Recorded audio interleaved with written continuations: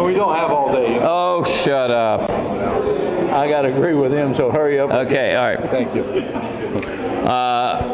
Last summer, I wasn't a professional. I wasn't an objective observer. I took Tony Kanaan through the tents at Mid-Ohio to A.J. Foyt's truck to talk about him, signing him to drive his IndyCar. And of course, the first two people we saw were Jack Hawksworth and Takuma Sato. They didn't need to be real sharp to figure out what was probably going on. But it didn't happen. And then finally, they both came to their senses and they signed a contract for a couple years. So the most popular driver in the series has a ride. The longest standing owner and the most legendary driver ever in IndyCar racing finally has somebody that's going to hopefully make him smile a lot more than he has the last couple years. But here's my question. Everybody says, well, you know, Tony's 42 years old. If you look at what he did at Indy the last 2 or 3 years, you look at Pocono, and you look at Iowa, and you look at all the ovals except St. Louis. I don't recall what happened. I blacked out.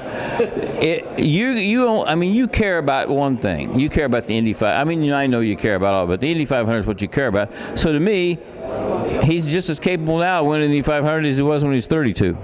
Well, that's quite true. And like I say, the rest of the races beside the 500 is just fill-in. If you do good at Indy, you don't care about the rest of them.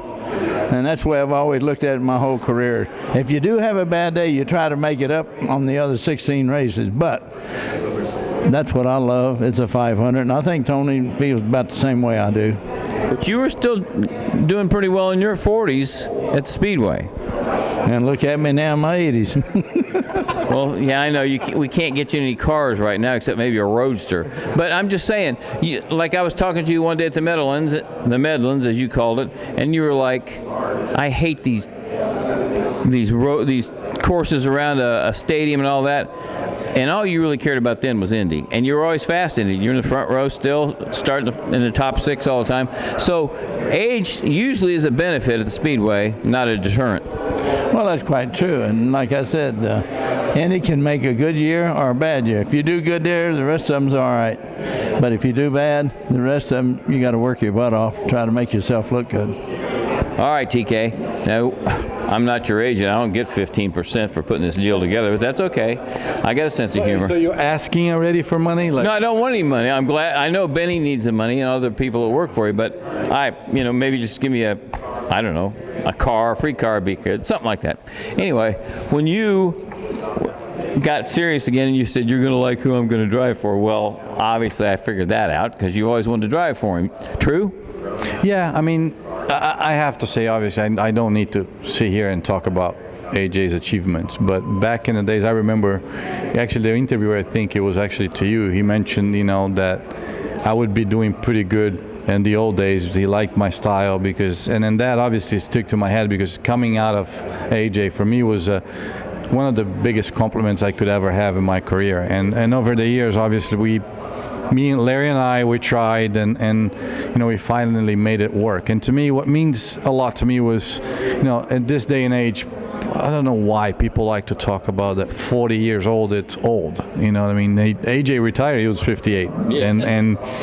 But yeah. he just stayed till he was 70. Go ahead. But in my opinion, it's like he said, all he cares it's about winning the 500. I mean, I've lived my life to win that race. It took me 13 years to do it, and I don't need to sit here and talk about all that stuff. But to me, when we had the year that we had, I struggled a lot this year. It was probably one of my worst years in IndyCar, and so did they. And we came together, and I see AJ with still believing that I can do it. To me, I don't need any more confirmation. I think nobody's going to argue that he understands a little bit about racing. Right. I think he can see the potential, and I'm proud of it. Do you feel like, okay, you struggled on the street and road courses a lot more than you did the ovals. The ovals are still something that you're just as fast as most people. Yeah, I mean, and I think that is there's a lot to do with the package that we had in the last few years. Next year is a whole new package, so we can all start from the beginning. And I mean, I've came from a road course background. Obviously, I mastered myself in the ovals once I came here, but I don't see a problem. I think with Eric Cowden being my engineer, we're going to have to work really hard, but we'll be able to develop something for the way that I drive, for my driving style, and try to develop from that. So it's a big challenge, Robbie. I think we're talking about back there. You're talking about the biggest legends in IndyCar of his generation and up until today, and then you get my fan base, and a lot of eyes are going to be on us. Yep. And I don't mind that pressure. That's why I live for, and I love the pressure, and I love to be put under pressure like that. Otherwise, it wouldn't be the point to perform. And I think good things are going to come for sure. Yeah, well, he ain't going to be Mr. Charming every day if you're not going fast. He can sometimes be kind of an asshole. I know that's hard to imagine, but it's true. However, so do I. But yeah, so can you. I know. Exactly. So 60 years ago, Anthony Joseph Foyt is a rookie at the Indianapolis. Look how happy this guy was. He had his own driver's suit. They finally gave him a pit pass. He made his first Indy 500, and then he made 37 in a row. 35, Annie, 35, 37 in a row. Indy 500's 35. See, I gave you credit for 2 more. Okay. Well, thank you. You weren't real big on foreigners a few years. I mean, it'd always be hard for me to think you're going to sign a foreign driver. This is unbelievable. But when you signed Gregory Foyt, I said, okay, all bets are off. Now I don't even know. Marco Greco, Foyt's lost his mind. But you've kind of had to roll with what's going on, and what's going on now is it's just a changing environment. The ovals aren't nearly the force of the series they used to be, but it's still the biggest race in the world. And and yourself when when you drive out of gasoline out in your golf cart and all the peons are walking, it's still a thrill. Well, like I said, Indianapolis is what made A.J. Foyt. No, you helped make Indianapolis. Yes, that is the lamest thing. If you had to been there, I wouldn't have gone and watched you and Mario and the boys. I can't say what I'm getting ready to say, so I won't say it. You said a name that's pretty nasty. Oh, like I said, Indianapolis made A.J. A.J. did not make Indianapolis. Before A.J. was there was a lot of great drivers. Right. And like I've always said, I'm just glad to be named amongst them, because you take Ray Haroon today, you couldn't hog tie me in one of them cars, and I think Tony would feel the same way. Them were some brave people, is all I can say. Well, when we look over number 9 over there, son, there's no safety in that car either, and you're running Langhorne, and you own Langhorne and the ruts and the things like that. But you told me once, I think I did a column on Mama's Boys. Imagine that.